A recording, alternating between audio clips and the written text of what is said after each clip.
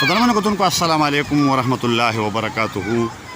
ډیره موده پس د چکدرې په خول کې چې کوم مین د چکدرې خول دی هغه د چکدرې پل دی او بیا د هغه ځای کې چې کوم دا خول شروع شوی دی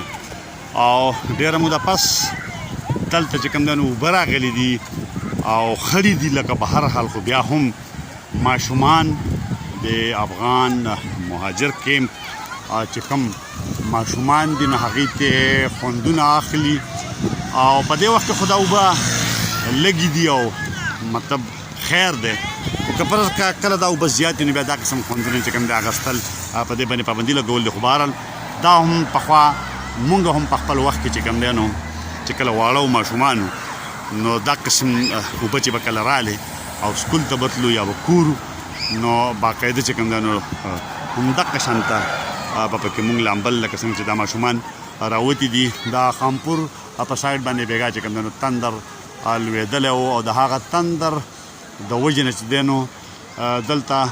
اعلانونه خلکو کړي چې یاره سیلاب در روان دی او هغه سیلاب چې دی نو دلته په هغه انداز باندې نقصان شکر دی نه دی کړی چې دا چکدره بایپاس هم ورسره روان دی. خو به هر حال د افغان مهاجر کیمپ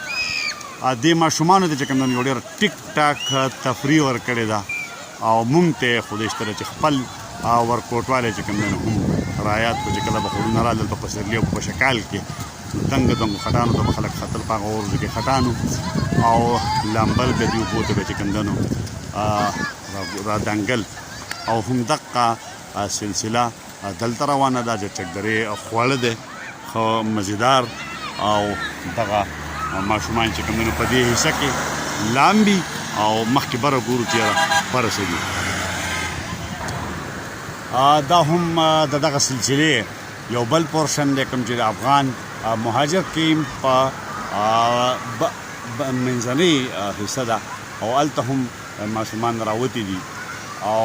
دغه شانته بیا هغه سر کې چې کوم دی نو هلته هم ماشومان دي او د دې دغه نه خوندونه اخلي او هم حق خط ته وګوره دغه ماشومان هغه د هغه کچ غونډه کې خټګی دی د هغې نه رادنګ یو مونږ هم په خپل ورکوټوالي کې دغه قسم ته خوندونه اخیستي دي او یوازې دا خوندونه نه بلکې دا چې کوم ماشوم ګوره ورته د شګو کوټنۍ جوړی نو د شګو کوټنۍ چې کوم ده دا هم یو ډېر اهم جز و زمونږ د خوندونو اخیستو چې کله به مونږ چې کوم دی نو دغه خوړونو کې لامبل او خپل به کم شو شګې به رالې نو بیا به د شګو کوټنۍ جوړې دي دغه کوټنۍ ماشوم جوړولې او همدغه شان دا سلسله د لامبلو د ماشومانو ډېره موده پس په چکدرې خول کې چې کوم د اوبو د راتګ سره شروع شوې ده او یو ډېر خوندور ماحول دی خوندور خوندونه دي او الله دې کی چې دا بارانونه دا خوړونه دا زمونږ د دې قام د سوکالۍ او آبادۍ او دغه شانتې د دې ماشومانو د خوشحالۍ سبب وګرځي او هغه نقصانونه او تاوانونه هغه شانتې ونه شي کوم چې نور کله یا د نور کله په شان شوي دي. آمین. های دا زما د ګاډي شیشه چې کومه ده نو ماته ده خو به هر حال بیا هم د حده پورې چې کوم دی چکدره بایپاس تاسو ته ښایي پورې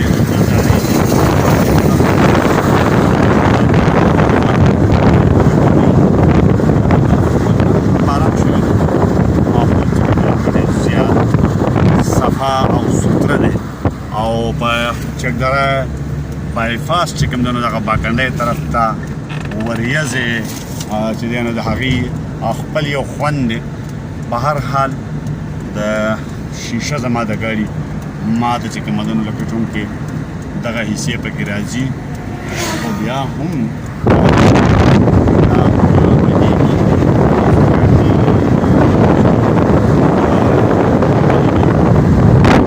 دغه شانته بیا دننه که مونږ دې ماحول ته ګورو نو د دې ماحول بیا یو خپل خوند دی او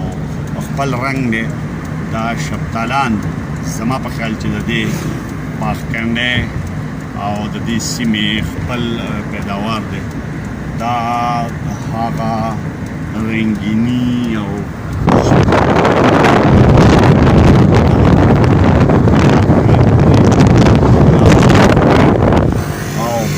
په دې لیول باندې چې کوم زموږ سفر روا دوان د دې ماشوم ته وګوره په موده شاته ناست دی په دغه باندې مې بي ټیک ټاک جوړوي خو ښه لبه او ښه عمل نه دی په کار دا ده چې الله تعالی دې په خپل زمان کې ساتي خو دا عملونه چې کوم دا د ډېر لوی دغه سبب جوړېږي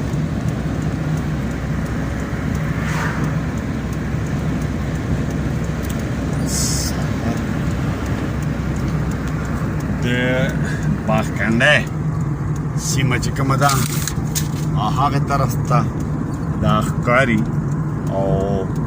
دلته کې بیا چې کومه ده د ګدم چوک دی د باغکنډۍ او د ګدم امید کې چې کومه لار تللې ده دغه چوک دی او باغکنډۍ شریف کلی دا مطلب چې مخصوص الفاظ چې کوم دي د دې نه دا اندازه لګي چې دلته کې چې کوم نه باغکنډۍ باباجي صاحب دا نوی کلی دی د مغفرت نصیب دغه بیا زمونږ د حبیب یونس غلام یونس او محمد یونس او حضرت یونس تلې کورونه مخامخ ښکاري او ډېر زبردست چې کوم دی نو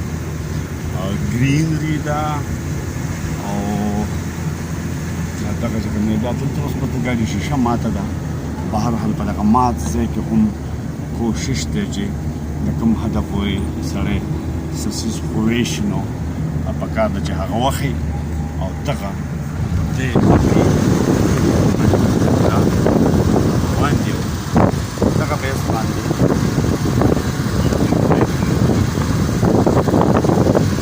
بل یو اهمیت لري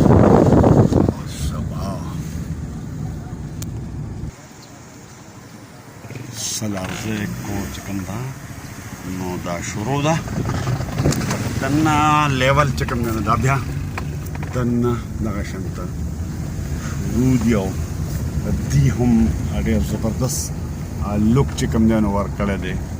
او نن سبا دا په دې ټایم کې دا یو ډېر خوندور ماحول دی او ټول ګرینري ده دغې طرف ته هم دا مخامخ چې کوم دی نو هم ډېره ټیک ټاک ګرینري ده زبردست دغه دیوال او دا ورسره هغه لیول دلته ماحول چې دی نو دا دغه ګرینري د غلام یونس تلې حبیب یونس حضرت یونس محمد یونس او ښایسته نه نه ټیک ټاک نه دی برابر ټیک ټاک دی دغه حجرې ته بس راورسېدم او په دغه خوړونو باندې باس کېدو چې ماشومانو پکې لامبل پخوانی موږ دغه خپل وخت رایاد کو او بیا د شګو کوټګۍ جوړولې او دا مطلب دا چې بیا د دې حجرې خپل یو ښایست دی او دا د دې حجره د مشران پاکنډۍ د دې ناست دي او د دې ځای نه هم یو خوندور ماحول دی ښایسته حجره ښایسته ماحول او دلته یو میټینګ د هغې لپاره موږ راغلي یو دغه نظارې تاسو وکتې الله دې کړي چې زمونږ د دې قام او د ولس د فایدې سبب وګرځي آمین